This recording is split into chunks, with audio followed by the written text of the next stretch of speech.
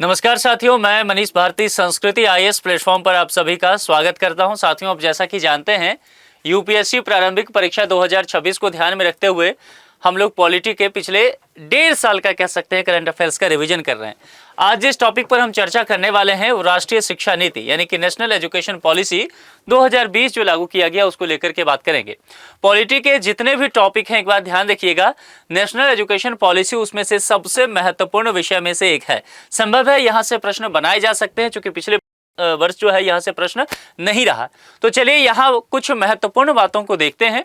जो important segment होगा वहां मैं टिक लगाता चलूंगा, आप कोशिश कीजिए उसको नोट कीजिए, क्योंकि वहां से प्रश्न बन सकता है, एक स्टेटमेंट के तौर पर देखा जा सकता है। सबसे पहले जरूरत क्या है कि नेशनल एजुकेशन पॉलिसी जो लाया गया, आखिर इसका उद्देश्य क्या रहा, मोटो क्या है। क्योंकि हमारे पास पहले से भी तो राष्ट्रीय शिक्षा नीति रहा है, तो पहले से जिस देश में एक एजुकेशन पॉलिसी हो, फिर नया क्यों लाया जाए।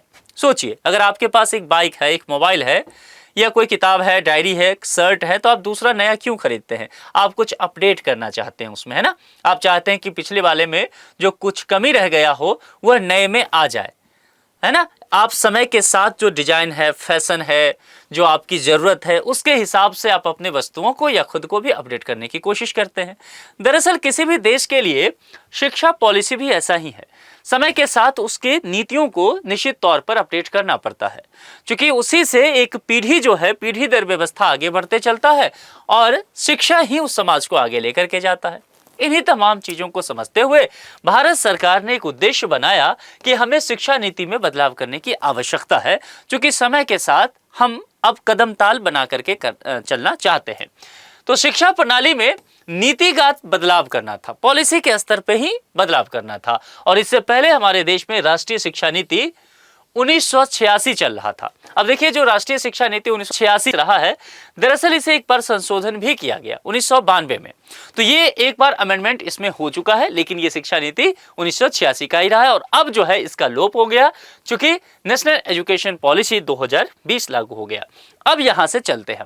तो एक बार जब है नेशनल एजुकेशन पॉलिसी 2020 लागू हो गया, तब हमें यह समझना है कि इसकी कुछ विशेषताएं क्या है। अब चलिए, सबसे पहली बात क्या है कि एक एक करके हम इसको समझने की कोशिश करेंगे।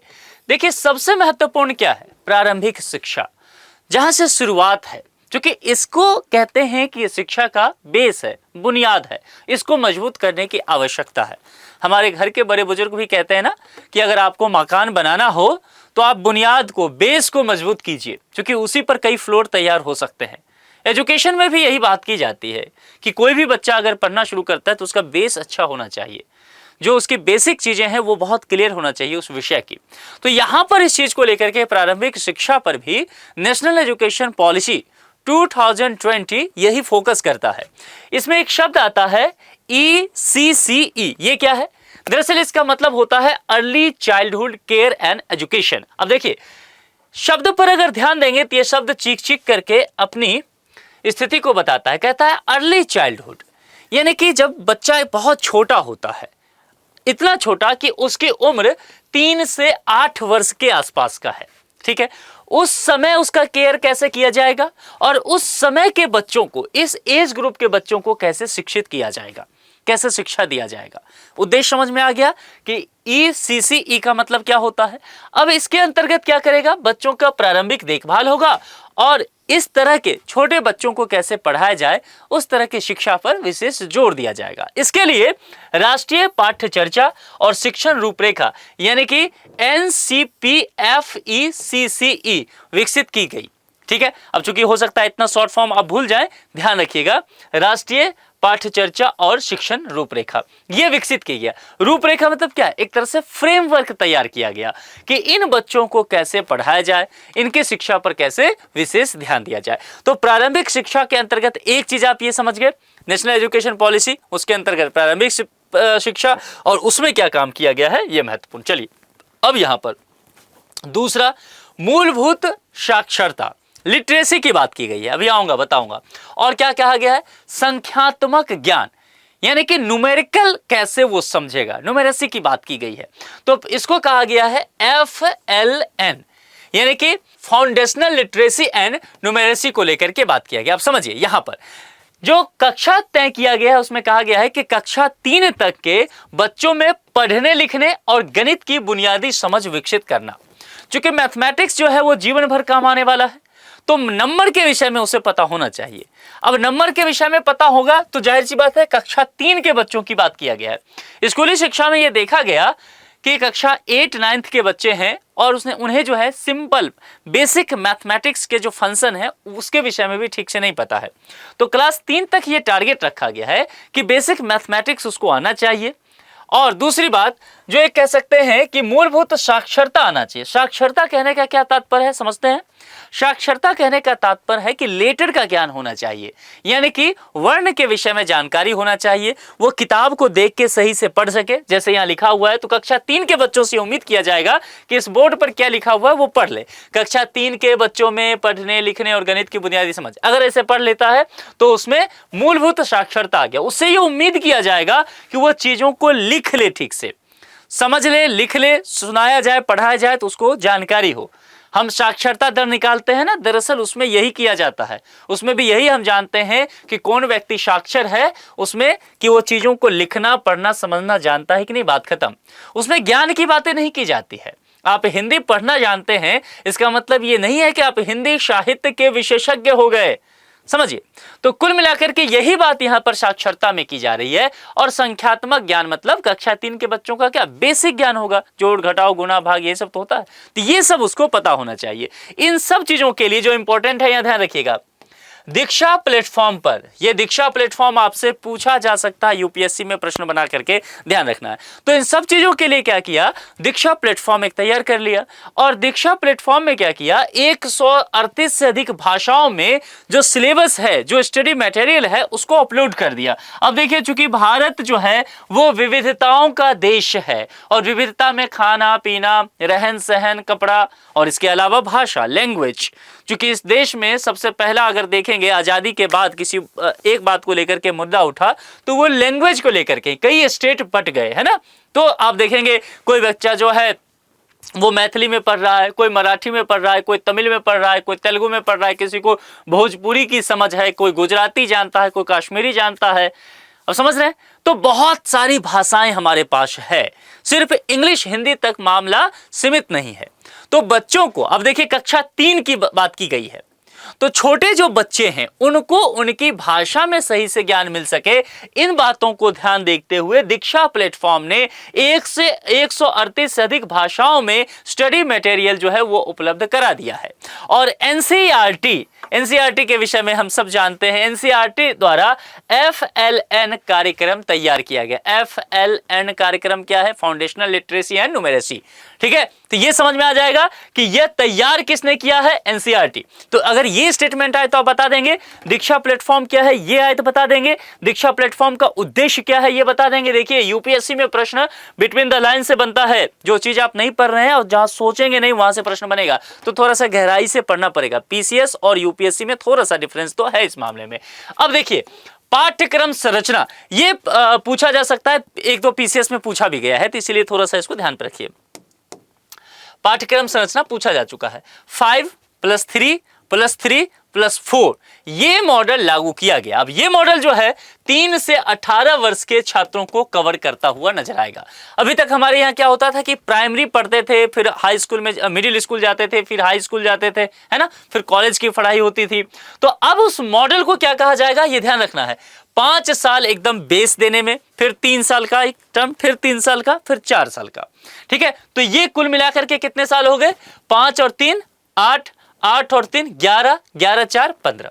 तो ये ध्यान रखिएगा, ये मॉडल जो है कई बार क्या करेगा, आपसे ये पूछ लेगा कि इस मॉडल में पाठ्यक्रम संरचना में कुल कितना वर्ष बच्चा गुजारेगा, तो कितना हो गया, 15 साल हो जाएगा। और किस एज ग्रुप के बच्चों का, 3 से 18 वर्ष का।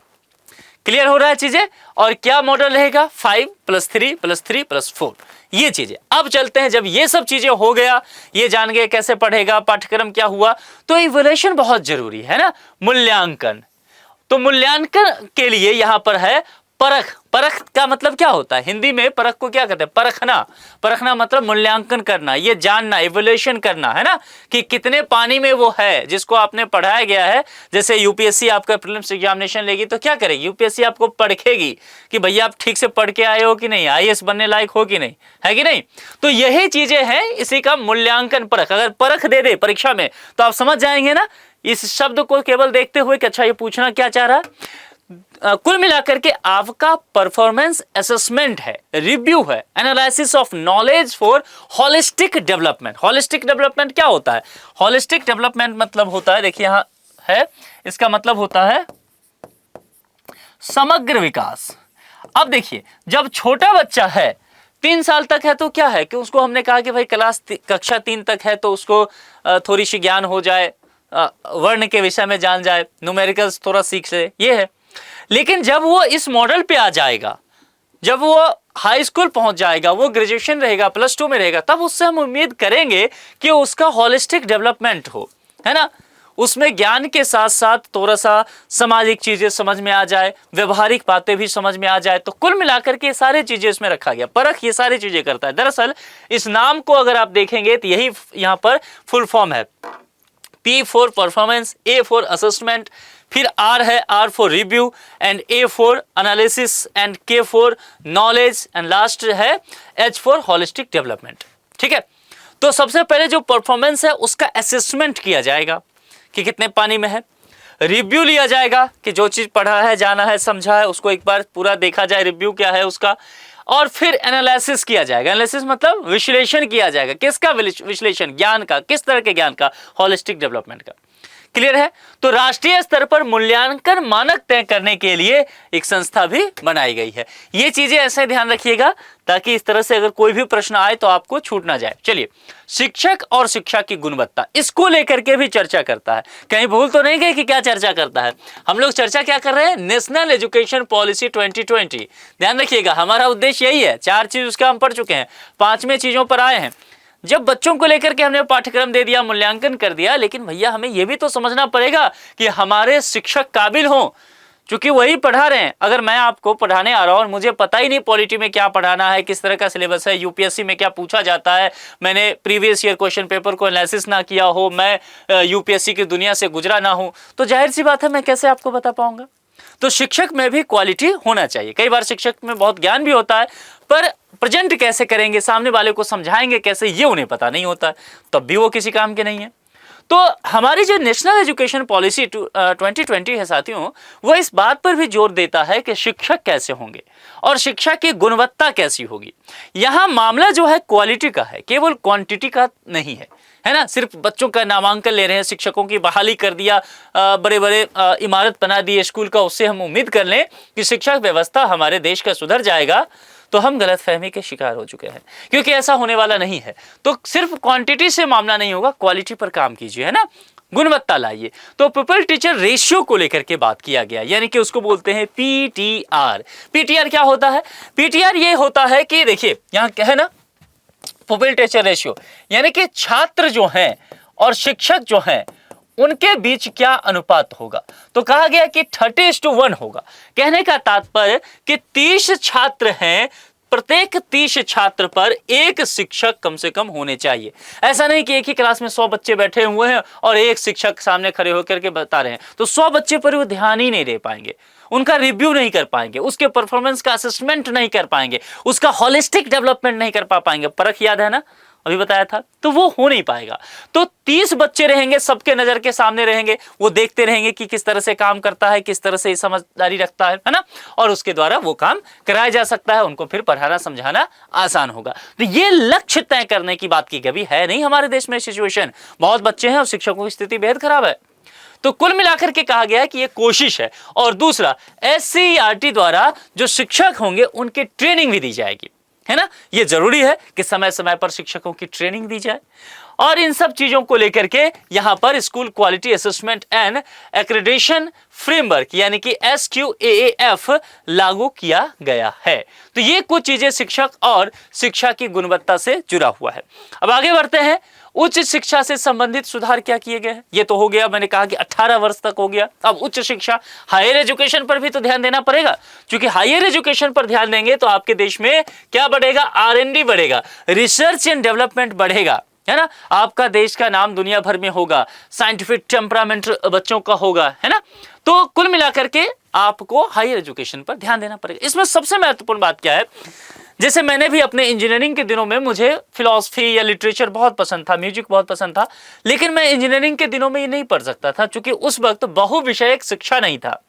मुझे ये कहा गया कि नहीं, अगर आप मैकेनिकल इंजीनियर हैं तो आप मैन्युफैक्चरिंग इंजीनियरिंग पढ़िए, मशीन डिजाइनिंग पढ़िए, लेकिन इसके साथ हिंदी लिटरेचर आप नहीं पढ़ सकते। ये कोई कॉम्बिनेशन हुआ ही नहीं, तो मुझे बहुत बुरा लगता था, है ना। अब यहां पर मेरे जो जूनियर्स आने वाले हैं, आप लोग जो अगर स्कूल वगैरह कॉलेज में आप एडमिशन लेंगे, उनको बहुत समस्या नहीं होगा। क्यों? क्योंकि उनके लिए बहुविषयक शिक्षा दिया गया है। कहने का तात्पर्य है कि छात्रों को विभिन्न विषयों को एक साथ पढ़ने की सुविधा दे दी गई है। आप मशीन लर्निंग पढ़ना चाहते हैं, पढ़िए, वेरी गुड, लेकिन उसके साथ अगर आप म्यूजिक भी पढ़ना चाहते हैं तो पढ़ लीजिए। इसके लिए आपको क्रेडिट की व्यवस्था कर दी गई है। आप हिस्ट्री पढ़ना चाहते हैं, बहुत बढ़िया, लेकिन हिस्ट्री के साथ आपका फिजिक्स में भी इंटरेस्ट है तो आप फिजिक्स भी पढ़ लीजिए। मामला समझ में आ गया? तो इसके लिए क्या किया गया, अकादमिक बैंक ऑफ क्रेडिट कर दिया गया है ना, ABC। अब ABC का प्रैक्टिकल यूज देखेंगे। अब आप कहीं भी एडमिशन लीजिए, किसी भी यूनिवर्सिटी में, किसी भी कोर्स में, है ना, डिस्टेंस से, online, regular, whatever, ABC ID आपका एक जनरेट होगा, ठीक है। एकेडमिक बैंक ऑफ क्रेडिट इसको बोलते हैं। छात्रों को, छात्र के जो क्रेडिट होते हैं उसको डिजिटल फॉर्म में रखा जाता है। आप देखते होंगे समर्थ, हर एक यूनिवर्सिटी में आप जब अब आजकल इनरोल्ड होते होंगे तो आपका एक समर्थ ID होता होगा, समर्थ पोर्टल पे जाना पड़ता होगा, वहां पर ABCD ID मांगा जाता होगा, वहां पर सब आपका पूरा डिटेल्स होता होगा पढ़ने लिखने का, उस कोर्स से संबंधित सुरक्षित डेटा रखा जाता है। ये सब हायर एजुकेशन को बेहतर करने के लिए किया गया है, जो कि धीरे धीरे लागू होता जा रहा है। डिजिटल शिक्षा पर जोर दिया जा रहा है। ये क्या है, हम और आप जो गुफ्तगू कर रहे हैं, ये डिजिटल शिक्षा ही तो है? नहीं तो सोचिए, प्रीलिम्स का टाइम आ गया, आपको दिल्ली आकर के रहना पड़ता करंट अफेयर्स के लिए, है ना। लेकिन अब क्या है कि इधर डिजिटल बोर्ड है, सामने कैमरा है, आप अपने घर पे हैं, हाथ में मोबाइल या टैब या लैपटॉप है, और मैं जो पढ़ा रहा हूं आप आराम से उसका ज्ञान ले रहे हैं। तो ऑनलाइन प्लेटफॉर्म हो गया, ई लर्निंग हो गया, डिजिटल सामग्री आप तक मिल रहा है, जो मैं पढ़ा रहा हूं PDF टेलीग्राम पे मिल जाएगा। तो कुल मिलाकर के ये आसान तरीका किया गया है। इसके अलावा यहां पर कोशिश किया गया है हायर एजुकेशन कमीशन लाया जाए, उच्च शिक्षा आयोग। अब उच्च शिक्षा आयोग क्या है, सोच के देखिए, कुछ भी याद मत करना है। HECI का क्या रोल हो सकता है, क्या है, हायर एजुकेशन कमीशन। तो ये क्या काम करेगा, उच्च शिक्षा का विकास कैसे हो सके, उच्च शिक्षा में क्या काम किए जा सके, कैसे उसको बेहतर किया जा सकता है, क्या और उसमें ऐड किया जा सकता है, सिलेबस को कैसे बेहतर किया जा सकता है, रोजगार उन्मुखी शिक्षा कैसे दिया जा सकता है, तमाम तरह की बातें। तो ये सारी चीजें, ये कमीशन जो है वो एक अपना रिपोर्ट वगैरह तैयार करेगी और बताएगी किसको, भारत की सरकार को, ठीक है।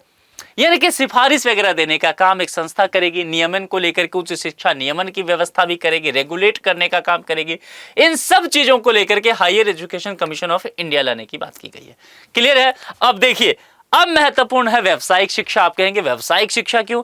क्योंकि देखिए, समय के साथ यदि आपको रोजगार चाहिए, और भारत युवाओं का देश है, 35 वर्ष से कम लोगों की उम्र वाला यह देश रहा, अधिकांशतः लोग इसी उम्र एज गैप में है या ऐसे कम है, तो जाहिर सी बात है इनको नौकरी चाहिए। नौकरी तभी होगा जब आप व्यावसायिक शिक्षा लेंगे, यानी कि स्किल आपके पास होगा, आप मार्केट जाकर के उसको भुना पाएंगे, तभी आपको रोजगार मिलेगा। इन तमाम चीजों को ध्यान में रखते हुए न्यू एजुकेशन पॉलिसी 2020 ने इस बात पर जोर दिया कि हम एक ऐसा फ्रेमवर्क बनाएं जो समय की इस जरूरत को पूरा कर सके, युवाओं को रोजगार मिल सके। तो उसके लिए आपके पास क्या है, व्यावसायिक शिक्षा है, और इसके लिए NCIVE है, national committee for integration of vocational education. इसके माध्यम से क्या है ये वोकेशनल एजुकेशन, इसके माध्यम से व्यावसायिक शिक्षा को मेन स्ट्रीम एजुकेशन में लाने की कोशिश की जाएगी, है ना, और ताकि आपको रोजगार वगैरह मिल सके। चलिए अब देखिए नई शिक्षा नीति जो 2020 है, इसके कुछ लक्ष्य शॉर्ट फॉर्म में ये भी जान लीजिए, चूंकि यहां से प्रश्न रहेगा तो आपको पता होना चाहिए। प्राथमिक विद्यालय में क्या है, सभी बच्चों में बुनियादी साक्षरता और संख्यात्मकता, जिसको मैंने पहले कहा FLN, सुनिश्चित करना। लक्ष्य रखा गया है 2025 तक। वर्ष 2030 तक जो है पूर्व माध्यमिक से माध्यमिक स्तर तक 100% सकल नामांकन अनुपात, यानी कि GER इसको कहा गया है। कहने का तात्पर्य 100% नामांकन हो जाए, है ना, बच्चे जो है स्कूल से बाहर ना रहे। शिक्षा के क्षेत्र में निवेश सबसे महत्वपूर्ण बात है, इसको नोट कीजिए। यहां यूपीएससी की नजर रह सकता है सरकारी निवेश को GDP के 3% अभी तक हो रहा है, हालांकि इससे भी कम होता है, इससे बढ़ा करके 6% तक रखने का टारगेट रखा गया है। यह बहुत इंपॉर्टेंट है, फिर से बता रहा हूं, ये स्टेटमेंट में आ सकता है। उच्च शिक्षा में नामांकन GER को कितना 26.3% जो 2018 का आंकड़ा कहता है, उससे बढ़ा करके 2035 तक 50% करना है। कुल मिलाकर के ड्रॉप आउट यहां पर कम करना है। बच्चे स्कूली शिक्षा के बाद क्या करते हैं, ग्रेजुएशन करने या उच्च शिक्षा में नहीं जाते हैं, तो उसको कैसे बढ़ाया जाए, ये एक बड़ी समस्या है आज के दौर में। तो उसको भी कहीं ना कहीं 2035 तक रखा गया है कि हम 50% कर लेंगे। विश्वसनीय संस्थान को लेकर के बात किया गया है, 2040 तक सभी जो उच्च शिक्षा संस्थान होंगे, हायर एजुकेशन इंस्टीट्यूट होंगे, उसमें बहुविषयक संस्थान उसको बना दिया जाए, 2040 तक रखा गया है, यानी कि आप विभिन्न विषय पढ़ सकते हैं एक साथ। व्यावसायिक शिक्षा को लेकर के व्यवस्था किया गया है, 2025 तक स्कूल और उच्च शिक्षा के कम से कम 50% विद्यार्थियों को व्यावसायिक शिक्षा से जोड़ना, ताकि आगे चल करके उनको क्या सीधे तौर पर प्राप्त हो सके, रोजगार, और देश में बेरोजगार की संख्या जो है कम हो सके, बेरोजगारी जो एक बड़ी समस्या है उससे निजात मिल सके। तो पूरी तरह से अगर देखा जाए तो न्यू एजुकेशन पॉलिसी, उसकी जो नींव रखी गई है, उसकी जो फिलॉसफी है, वो यह है कि समय के साथ हम अपने शिक्षा नीति को ऐसा बनाएं जो भविष्य के लिए हमें एक कह सकते हैं कि बेहतर इंसान, बेहतर स्टूडेंट और एक बेहतर नागरिक दे सके। ये टॉपिक बेहद इंपॉर्टेंट है, इसको अच्छे से तैयार कीजिएगा। जो इंपॉर्टेंट चीजें मैंने बताई है उस पर नजर रखिएगा, क्योंकि यहां से प्रश्न पूछा जा सकता है। प्रश्न पूछा नहीं गया है, इसीलिए चांसेस ज्यादा है। तो आज के लिए इतना ही। जुड़ने के लिए आप सभी का बहुत बहुत शुक्रिया। यदि पीछे के लेक्चर आप नहीं देखे हैं तो एक लेक्चर से जाकर के एपिसोड 1 से अभी तक के सब आप देख लीजिए, प्लेलिस्ट में दिया हुआ है। और चैनल को सब्सक्राइब नहीं किया है तो सब्सक्राइब ही कर लें। चलिए, पारी समाप्ति की घोषणा आज यहीं की जाती है। Thank you so much.